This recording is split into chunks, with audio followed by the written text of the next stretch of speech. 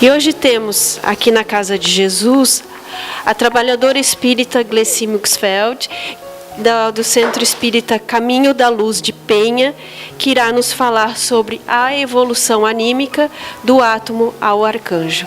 Que Jesus abençoe. Boa tarde a todos. Que nesse momento possamos rogar ao nosso Mestre Jesus as bênçãos da tarde, que a gente possa ser intuída para poder transmitir a melhor mensagem a todos. O nosso tema é evolução anímica do átomo ao arcanjo.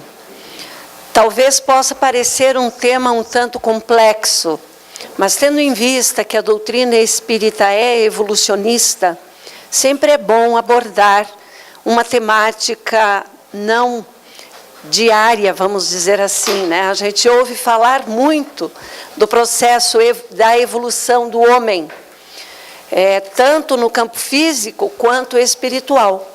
Mas, como a gente ainda não se identifica completamente como um espírito, fica um pouco difícil fazer essa dicotomia entre evolução material e evolução espiritual. Mas vamos tentar dialogar um pouco com os senhores e esperamos, então, trazer algumas explicações e qual é a visão espírita desta evolução. A doutrina espírita como ciência, ela segue a ciência tradicional. Portanto, todas as descobertas até agora só comprovaram aquilo que o senhor Allan Kardec já nos revelou desde o século XIX. Em nenhum ponto houve contradição nas afirmações que ele trouxe-nos através das suas obras e que, como ele mesmo esclarece,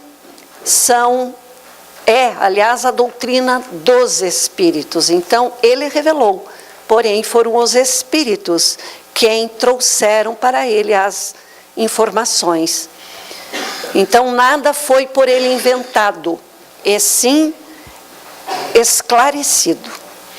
Então, a evolução anímica do átomo ao arcanjo, seguindo a linha do tempo, nós vamos encontrar mais ou menos aquilo que os cientistas já nos dizem, de que a nossa Terra, ela surgiu há 4 bilhões e meio de anos, e que então o homem, ele teria surgido mais ou menos entre 10 e 12 mil anos. Então, veja, se compararmos entre a formação da Terra e o surgimento do homem no planeta, nós vamos encontrar uma analogia de um dia, onde a Terra teria surgido na primeira hora e nós, esta humanidade, teria surgido no planeta Terra nos últimos minutos da meia-noite. Então, veja que houve um progresso muito longo para que o planeta pudesse receber parte da humanidade criada por nosso Pai Criador, que não cessa de criar nunca.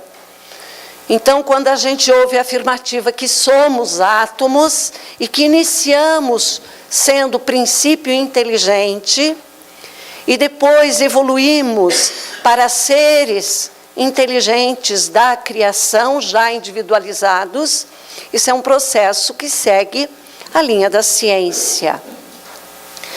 Vejamos que o senhor Allan Kardec, quando publicou o primeiro livro dos Espíritos, no ano de 1857, continha este livro tão somente 501 perguntas e respostas.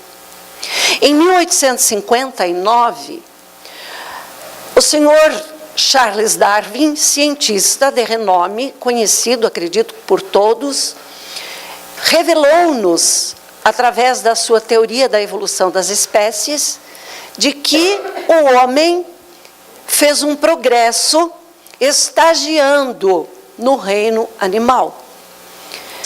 E para nós foi uma causa de até desinteresse ou então de recusa em aceitar nos compararmos aos animais.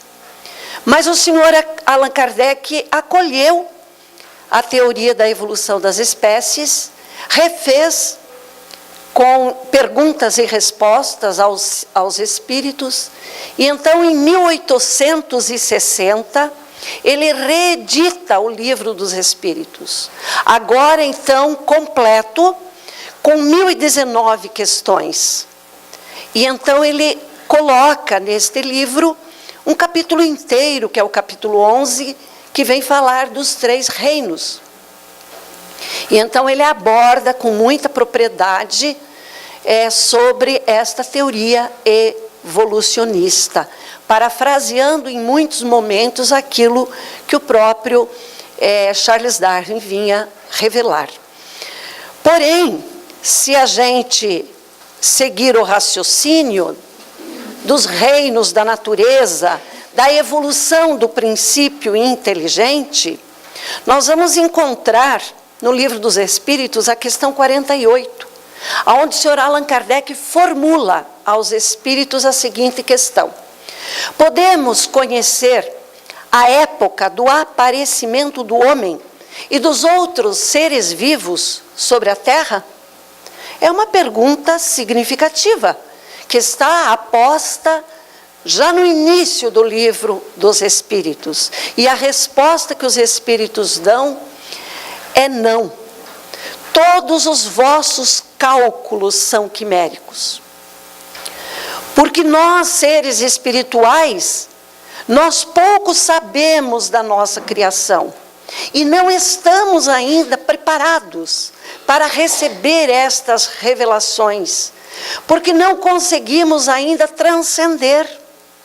Não conseguimos acreditar em dimensões existentes, aonde seres criados por Deus habitam. Quando se nos falam em todos os mundos são habitados, palavras de Jesus há mais de 2000 anos, ainda nos é difícil fazer a compreensão em toda a sua magnitude do que isso significa. Mas a gente pode compreender-se um pouquinho mais se a gente já se compreender e aceitar como espírito imortal. E que assim como o corpo evolui, o espírito também evolui. E nós sabemos que temos muita diferença dos homens da caverna. Quem não lembra daqueles seres cobertos de pelo, feios, braços longos, caminhavam ainda arcados, a coluna ainda não era ereta, aonde tinham os pés muito grandes, a própria caixa craniana era muito maior do que hoje, e o cérebro muito pequeno. No início, 350 gramas pesava nosso cérebro. Hoje, 1,3 kg, 1,5 kg. Então, vejamos que fomos evoluindo. Então, se já nos apresentam esta figura de seres que habitavam as cavernas, olha a beleza que somos hoje. O quanto evoluímos somaticamente, fisicamente. Como o nosso corpo evoluiu. E a evolução continua. Não está parada.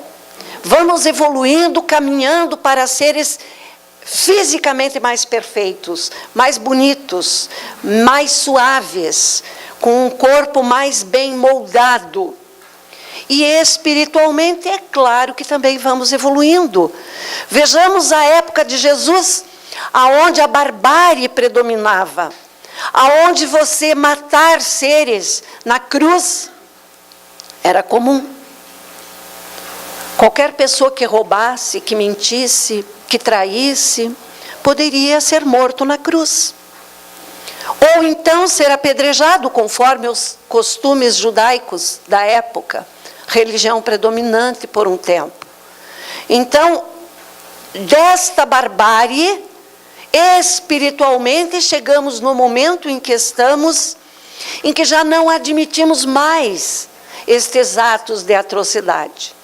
Já referenciamos moralmente que o ser humano nos causa sensibilidade diante de certo sofrimento.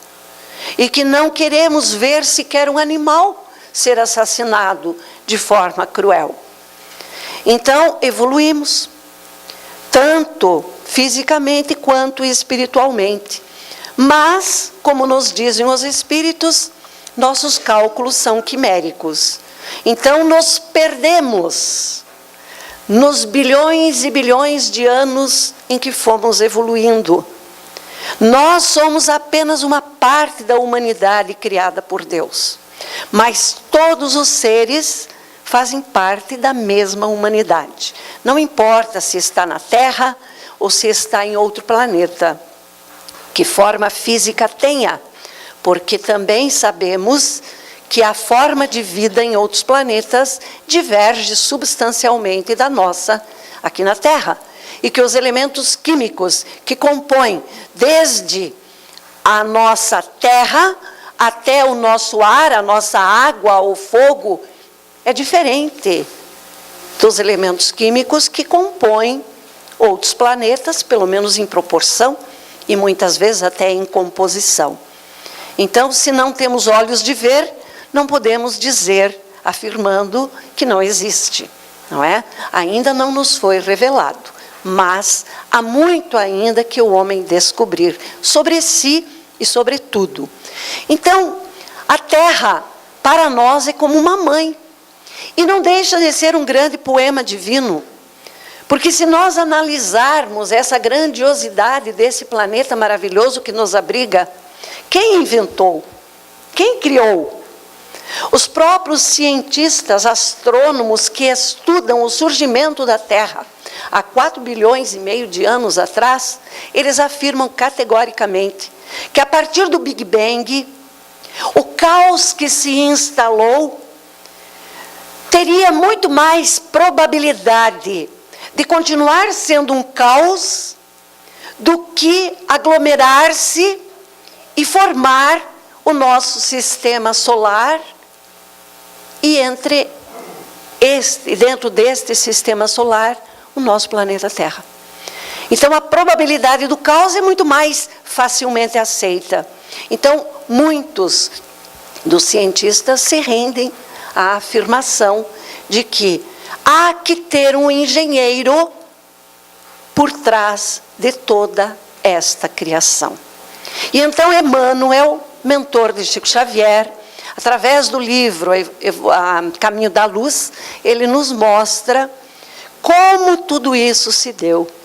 E que das mãos de Jesus, governador do nosso planeta, então surgiu o nosso planeta para nos abrigar. Parte desta humanidade que Deus já havia criado.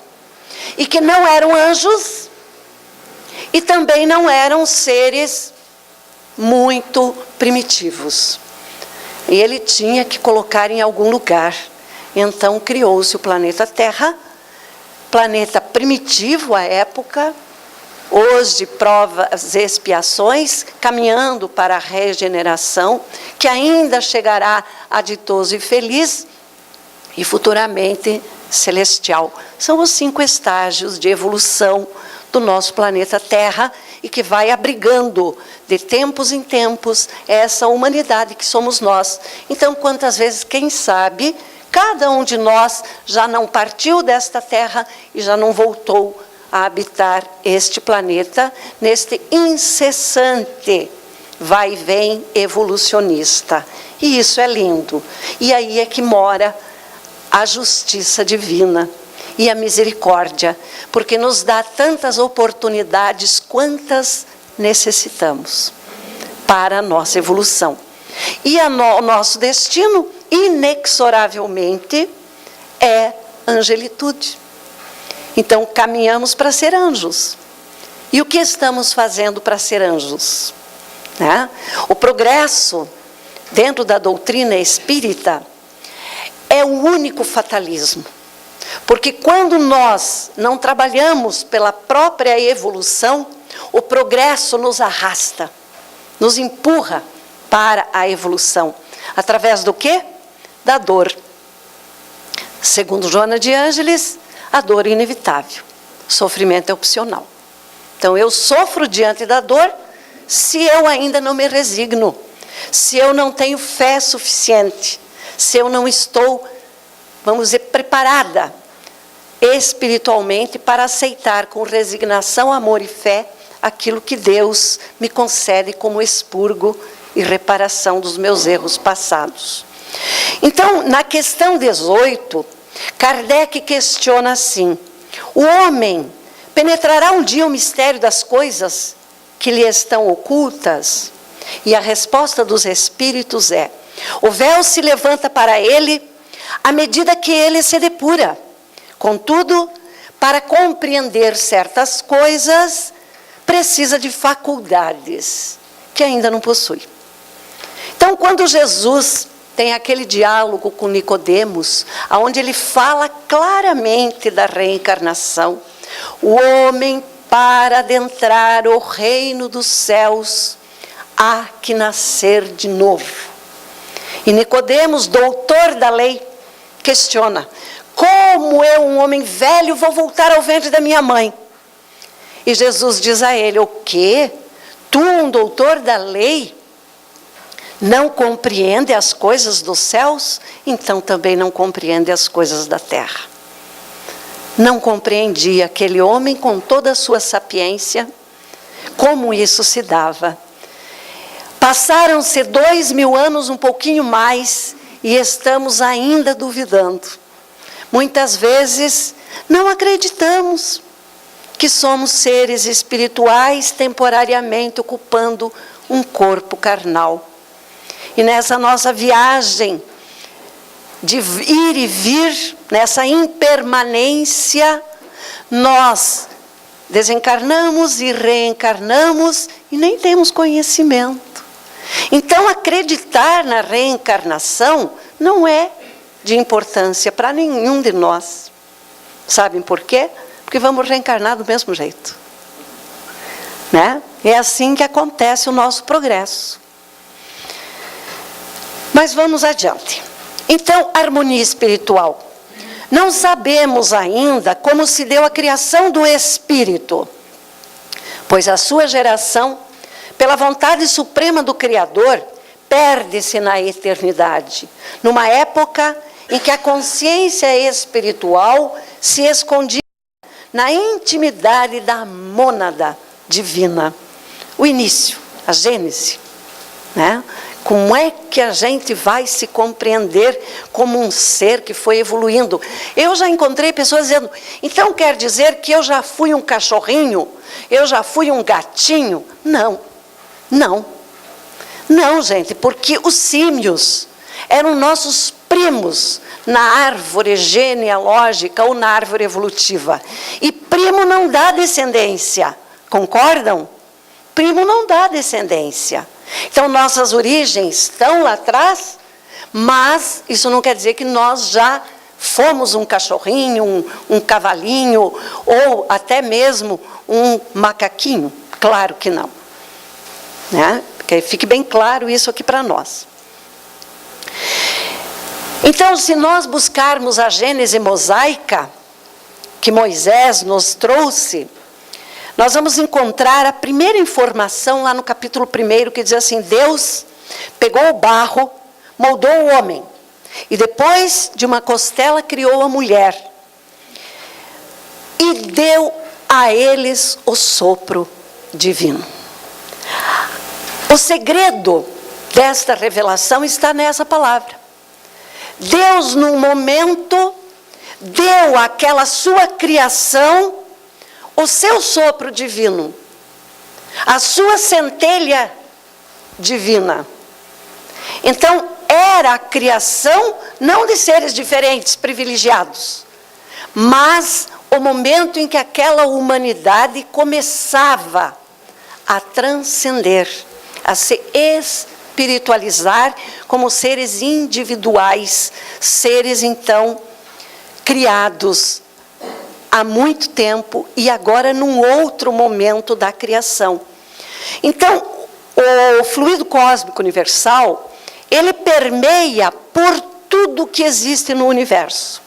E é ele o responsável por tudo que existe, espiritualmente e materialmente. E é assim que vai sendo moldado tudo o que é matéria. Tudo. E nós também somos matéria. Mas há que inteligenciar a matéria, porque a matéria por si é inerte, não age, não interage. Então, num momento de sopro divino, houve essa inteligenciação da matéria. Eu estou usando essa palavra, porém eu quero esclarecer que inteligenciar a matéria é uma palavra que está descrita no Livro dos Espíritos e na Gênese, porém é uma palavra que não existe como sinônimo nem na língua francesa, que deu origem às obras kardecistas.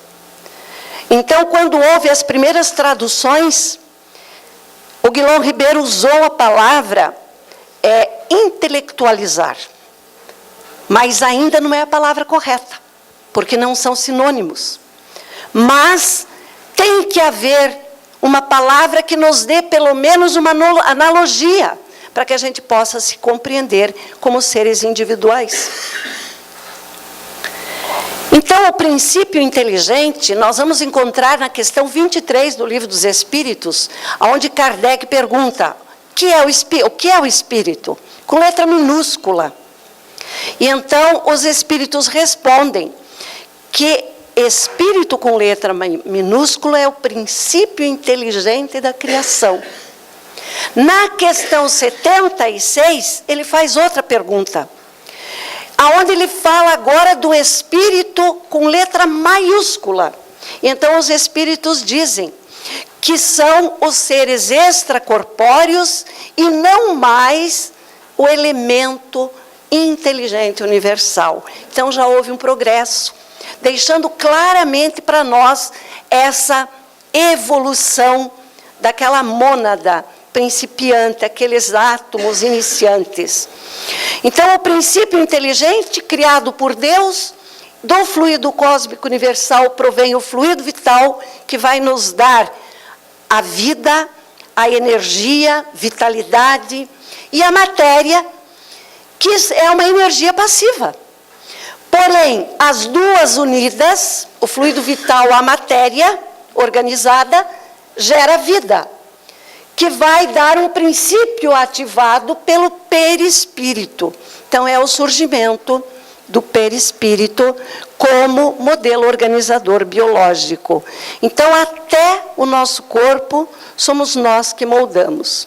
Então, não tem essa de dizer, eu herdei do meu pai as dificuldades físicas que eu tenho, porque na família do meu pai tinha isso, na família da minha mãe tinha aquilo. Essa é uma herança espiritual. Os 23 cromossomos da mamãe e os 23 cromossomos do papai estavam ali, aguardando o momento exato para se unir e fecundar um óvulo, através do espermatozoide, com uma carga genética feminina e masculina necessária para a reencarnação daquele espírito. Então, a hereditariedade não é só genética, é espiritual antes de ser genética.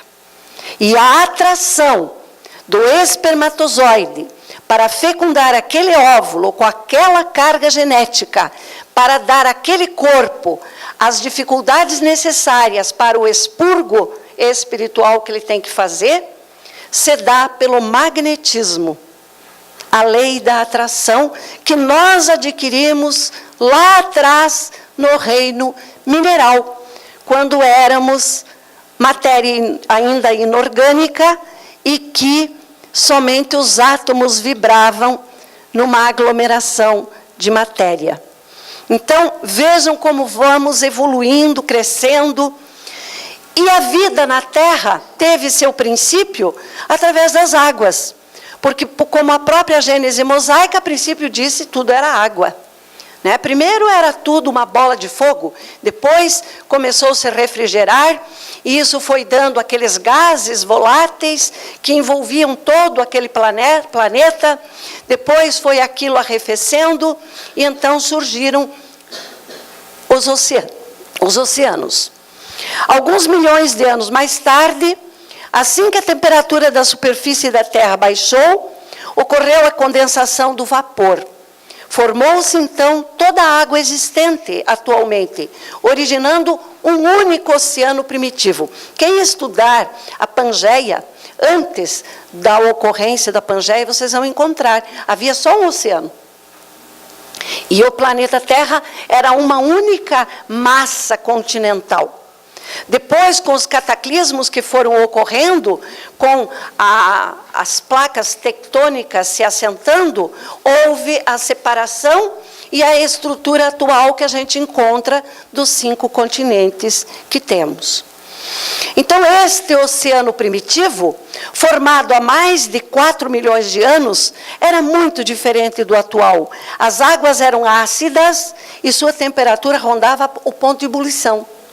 E havia ali, naquelas águas, que abrigava todo o leito da água, algo que foi chamado até pelos cientistas e também pelo senhor Allan Kardec, pela revelação dos espíritos, de protoplasma. Gota gelatinosa, invisível a olho nu, e que deu origem a todo tipo de vida no nosso planeta, à luz do Sol. Então, hoje, se tudo fosse destruído no planeta Terra e restasse uma só gotinha de protoplasma, sob o efeito da luz solar, toda a vida seria recomposta há 10 milhões, bilhões de anos. No livro A Evolução Anímica, de Gabriel Delane, nós vamos encontrar uma informação sobre o protoplasma. Ele diz assim: foi no seio tépido dos mares primitivos, sob a ação da luz, do calor e de uma pressão, hoje até difícil de reproduzir, que se formou uma massa viscosa, a que chamamos protoplasma. Primeira manifestação da vida inteligente, que se desenvolveu progressiva e paralelamente, dando origem a inumerável multidão de formas, vegetais e animais, antes da aparição do homem. E a caminho da luz, Emmanuel diz: uma camada de matéria gelatinosa envolvera o orbe terreno em seus mais íntimos contornos.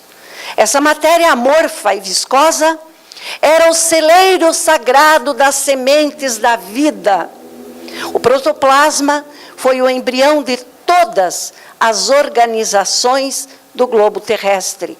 E se essa matéria, sem forma definida, cobria a crosta solidificada do planeta, em breve a condensação da massa dava origem ao surgimento do núcleo, iniciando-se as primeiras manifestações dos seres vivos. E isso a ciência corrobora. Então, uma visão geral. Qual a finalidade de estarmos na Terra depois de todo esse processo maravilhoso de criação? Despertar todos os potenciais que existem em nós e conquistar a felicidade plena. Daí a teoria do paraíso perdido. Falhamos em algum momento e aqui viemos aportar. E ficou em nossa consciência cósmica a ideia de um paraíso perdido. E que a geologia ainda não encontrou nas profundezas da Terra e nem a astronomia localizou no universo sideral. Então, aonde é o paraíso perdido, senão em alguma outra dimensão, a milhões de anos-luz distante desse planetinha Terra, aonde já habitamos, nos revoltamos, pecamos muito, falimos e agora estamos aqui para aprender, para refazer a nossa história. Pela comunhão com o próprio Deus que existe em nós e de onde viemos. Então somos centelhas divinas, sim. Quando Jesus disse, vós sois deuses, ele estava afirmando que isso era verdade. E a gente se reconhece como Deus, centelha divina, ou a gente quer ser um Deus de um símbolo sexual, um Deus do poder sobre tudo e todos, o Deus da riqueza? Será que a gente se vê como esse Deus espiritual que deveríamos ser? Ou será que a gente esqueceu isso? É passagem dos potenciais latentes para poderes ativos. Por quê? Porque a matéria evolui e o espírito desperta. Então, na medida em que a nossa matéria vai evoluindo, vai progredindo, esse espírito que habita e intelectualiza essa matéria vai despertando e vai se lembrando. No dizer de Hermínio Miranda, a gente tem que esquecer para lembrar. Ou lembrar de esquecer para relembrar. Porque somos centelhas divinas, esquecemos disso, nos materializamos e agora temos que esquecer essa matéria densa para voltar às nossas origens, que é o ser espiritual que somos. Levamos conosco a essência divina em potencial a ser despertada. Energia e matéria são apenas graus diferentes de vibração. Como disse Albert Einstein em 1905, a materialidade deixou de ser matéria por falta de matéria. Quando ele nos revelou a sua grande equação de E igual a M vezes C ao quadrado, ele disse que E é energia, e que energia é igual a massa multiplicada pela velocidade da luz, e então vira energia pura. Ele quis dizer que se eu pegar este livro aqui e der a ele uma velocidade que pode chegar até a velocidade da luz, essa matéria densa desaparece. É isso que Einstein revelou com a sua grande equação. E a prova disso a gente vê todo dia e não observa. Quando uma bicicleta começa a se movimentar, ela está gerando uma energia mecânica, porque eu estou pedalando. Na medida em que ela avança em velocidade, vira energia cinética. Essa energia cinética gera uma velocidade tão grande nessa massa que é a roda da bicicleta, que os aros somem. Não é verdade? Então, comprova-se o que Einstein disse. Então, a nossa matéria densa, por falta de materialidade, é energia. Nós somos energia. Um aglomerado de átomos que se transformam em moléculas, que se transformam em células, que se transformam em tecidos, que formam os nossos órgãos e que fazem essa criação maravilhosa que é o nosso corpo somático. Então, início da evolução ou da mônada. Mônada significa único, simples, presença do eu sou. Existe um potencial latente em nós, são os atributos da divindade que existem em nosso íntimo, e só conseguimos despertá-los através da restrição da matéria. São as dificuldades. Imaginemos nós, centelha divina. Todo mundo sabe que um raio é uma energia incontrolável. Nenhum homem até hoje conseguiu controlar a energia do raio. O espírito é muito mais do que um raio. É uma luz que nós desconhecemos. É centelha de Deus. Então somos uma energia muito, muito volátil. Como é que vamos habitar um corpo material como esse aqui? através do perispírito, que seria como que a caixa de brita. O que é a caixa de brita? Vem aquele carro em alta velocidade e de repente ele precisa de uma fuga e cai na caixa de brita e morre a velocidade. Assim é o espírito, ele precisa do perispírito para poder intelectualizar a matéria e se manifestar. E assim a evolução vai acontecendo. Então veja que maravilha que nós somos, mas encontramos limites, dificuldades, até de raciocínio, por causa dessa materialidade. Porque não nos vemos como espíritos, nós nos acreditamos matéria. Tanto que a gente dá tanto valor para essa matéria, temos medo da morte. Só que antes da morte já éramos espíritos, já existíamos. Então por que temer a morte? Como dizia Monteiro Lobato, a morte é apenas mudança de estado físico para estado gasoso. Monteiro Lobato dizia isso. Então as dificuldades que a matéria nos impõe são muito grandes. O meio material impõe grande resistência para que o nosso ser possa vencê-la através da força da vontade, da persistência, de uma luta continuada e com isso conquistar mais conforto, satisfação e bem-estar de viver. E nós só somos felizes quando nos realizamos espiritualmente. Existe uma felicidade mais perene quando nós fazemos a caridade por amor do que quando nós conquistamos um carro novo.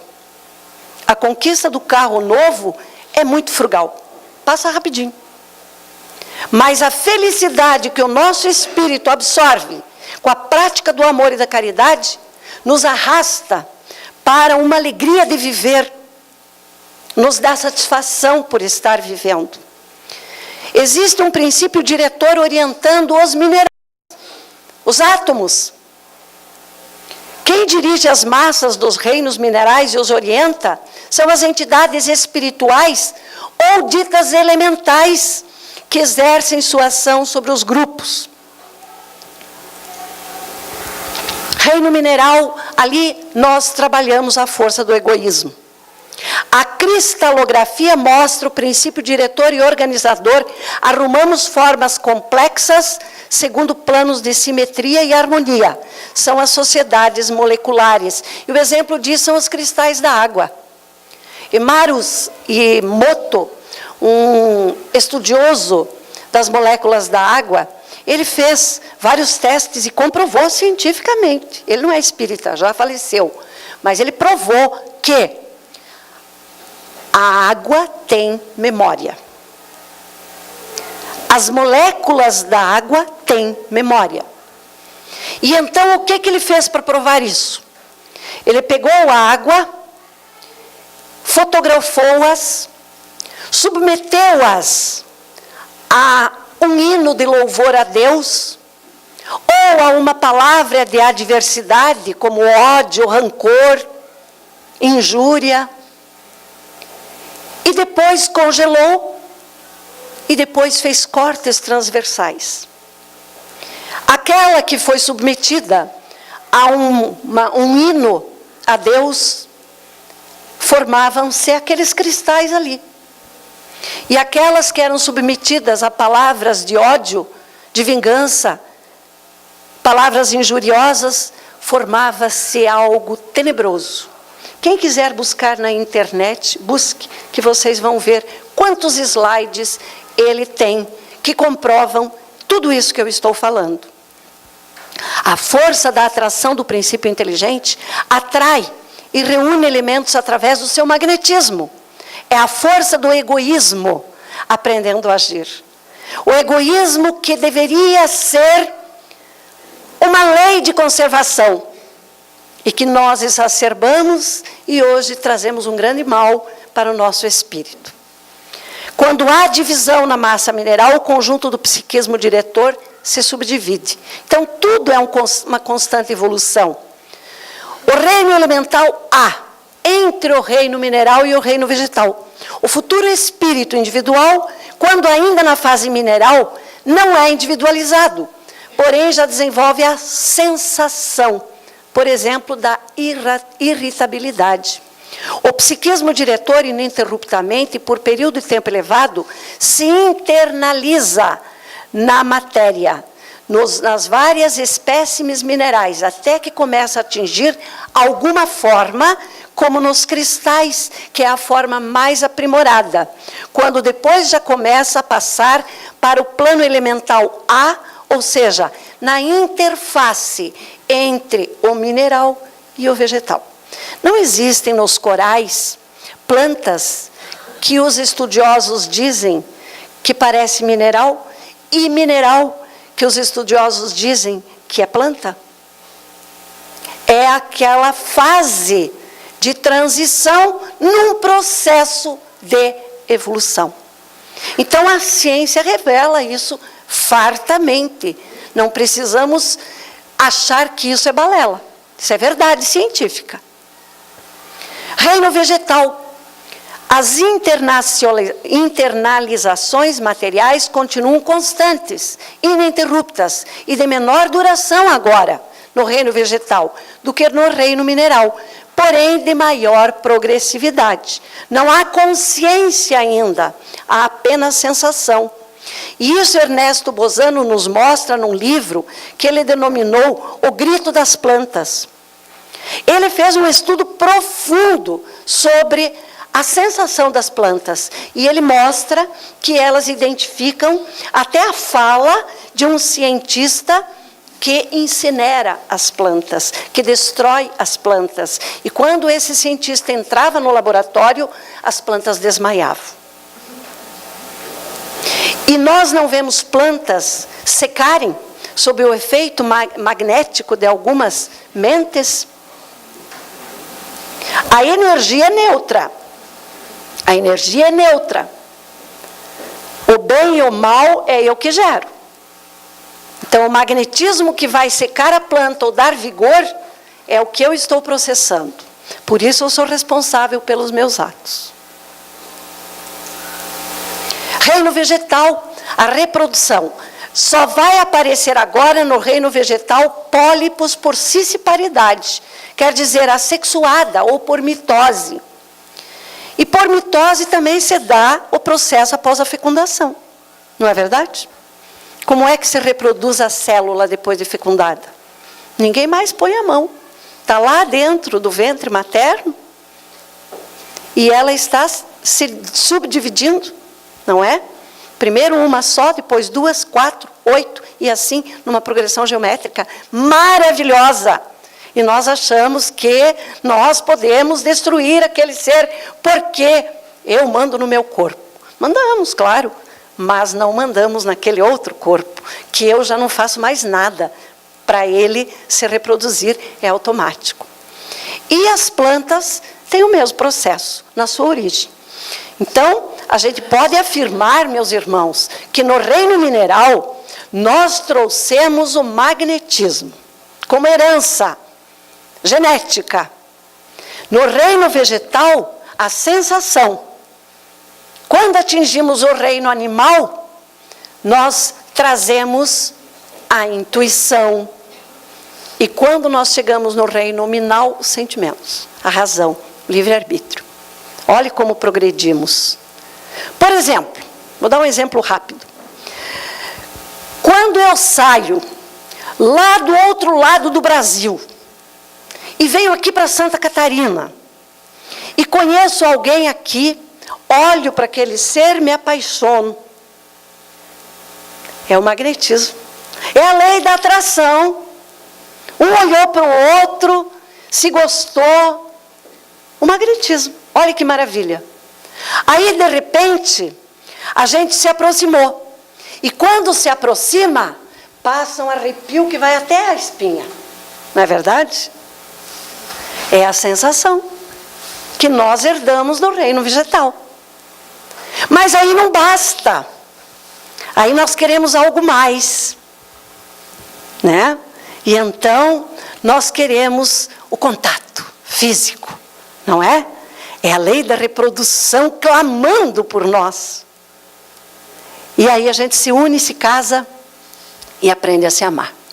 E quando chega numa fase da nossa vida, Não existe mais a paixão louca do sexo, mas existe o amor.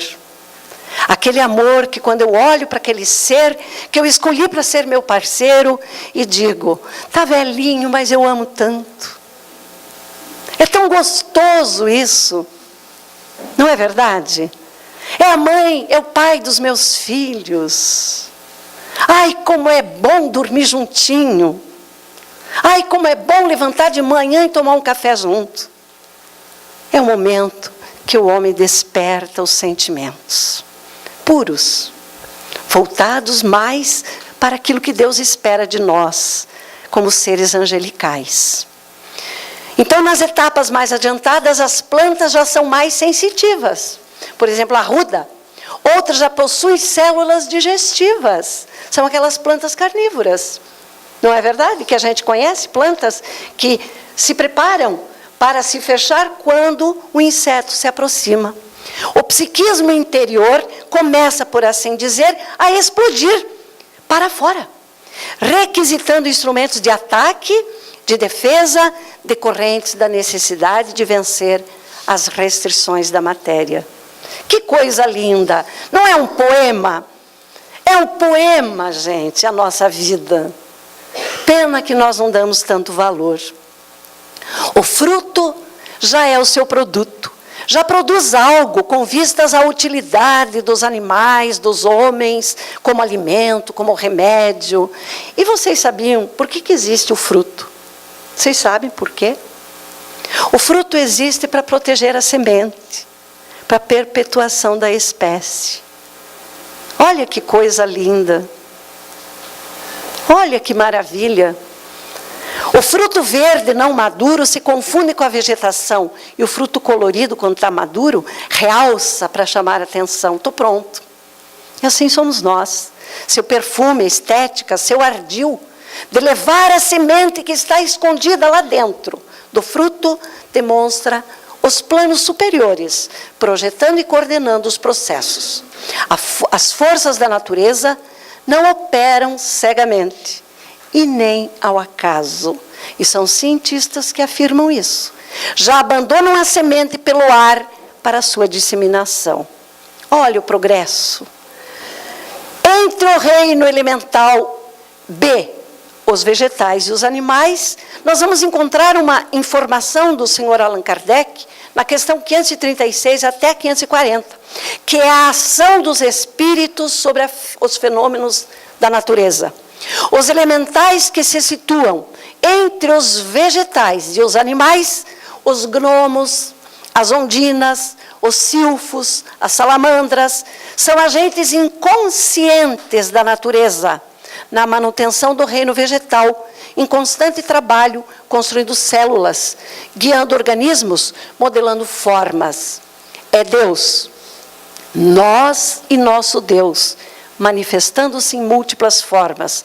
O ser vai armazenando os resultados das experiências que adquiriu em seu subconsciente.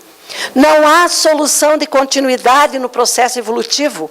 Passamos por todas as etapas das formas físicas e por todos os reinos. E os astrais também, aprendendo a cuidar da natureza, da Mãe Terra, de forma útil e harmoniosa. Quando a gente destrói, a gente está desconstruindo aquilo que Deus nos deu para pensar. E isso vale para qualquer tipo de vida na face da Terra. Desde o mineral, ao vegetal, ao animal e ao ser humano. Como nós estamos nos comportando? E daí vem uma pergunta: quem são então aqueles querubins iluminados? Se vocês buscarem no Velho Testamento, Ezequiel capítulo 1 a 10, vocês vão encontrar já Ezequiel lá no Velho Testamento falando disso. E depois o senhor Allan Kardec também vem nos falar sobre isso. E na pergunta que Bottini faz a Hermes, que é o espírito que lhe intui para lançar o livro A Nova Era, ele diz assim: seriam anjos iluminados de esferas superiores ao ambiente em que estávamos? Hermes sorriu e disse: boa pergunta, meu irmão, mas irás te impressionar em saber que tu és um espírito muito mais evoluído que aqueles querubins que cantaram os nossos trabalhos. Na verdade, os querubins estão no começo do processo da evolução. Eles são elementais, espíritos que estão processando a sua evolução, ainda fora do mundo hominal. E aí está um exemplo para vocês. O ar, a terra, o fogo, a água, aonde nós vamos identificar silfos como os elementais do ar, salamandras como os elementais do fogo, gnomos como os elementais da terra e ondinas como os elementais da água. Não possuem consciência própria, são dominados por instintos e sentem grande inclinação pelos homens. E quem duvida disso, procure no Livro dos Espíritos, na terceira ordem dos espíritos imperfeitos, na questão 103, a 9ª classe, onde Kardec fala de espíritos levianos. Ele vai dar esta mesma denominação, esta mesma configuração que aí está. São os responsáveis pelos furacões, pelos maremotos, pelos terremotos, pelas grandes catástrofes que acontecem. Reino animal. Após a experiência no seio das águas, que seria a nossa placenta, o ser sai pelos charcos e atinge a terra firme. Depois sobe aos ares, lutando contra a restrição da matéria. As faculdades vão se aprimorando, parecendo confusas a princípio, porém estão todas logicamente encadeadas, se concentrando em órgãos especializados com funções específicas. O ser vai plasmando seu próprio organismo e órgãos adequados à sua manifestação, puxando sempre do modelo astral pré-existente, conforme a sua necessidade e a sua possibilidade. Isso chama-se amadurecimento. Então, lá nos crustáceos, nós vamos ver que já se apresenta um sistema nervoso ganglionar, uma visão, uma audição e um olfato. Os peixes já têm o pequeno cérebro e uma medula espinal, as primeiras vértebras e alguns sentidos. Os anfíbios, os répteis, passam da geração ovípara para a vivípara e já têm uma assatura endurecida, ossatura. Os marsupiais, os mamíferos inferiores, apresentam um encéfalo simples, que vai se desenvolver depois para a divisão em lóbulos. Os macacos e o homem já têm todos os órgãos sensoriais desenvolvidos. E quando chegamos no nosso nível, perdemos o rabo. O cóccix seria o único apêndice que ainda resta do nosso rabo, né? Se nós fecharmos a mão assim, esse músculo aqui, que alguns têm e alguns já não têm mais, faziam parte das nossas garras para a gente se prender nas árvores. Os pelos que se arrepiam é o instinto de preservação da espécie diante de algum perigo. E assim, se vocês forem buscar, tem centenas de coisas que nós já não usamos mais, que ainda temos resquícios que faziam parte da nossa vida num período ainda primitivo. Então, da sensação parte-se para as percepções, aquilo que era físico agora passa a ser espiritual. Do automatismo dos instintos, o desabrochar da razão, da inteligência. Do impulso das paixões e das emoções desgovernadas para o amor sublime, desinteressado. O animal, quando ataca para buscar a caça para sobreviver, é um ato de amor. É um ato de amor pelo seu filhote que precisa comer e lei da conservação, que é uma lei divina nele mesmo. Então, até ali há amor. Até o afago da mãe ao seu filhinho. Vamos aprimorando esse amor. E pelo mecanismo das ações reflexas, manifestaram-se os nossos instintos. Da reação instintiva dos animais à ação consciente do homem.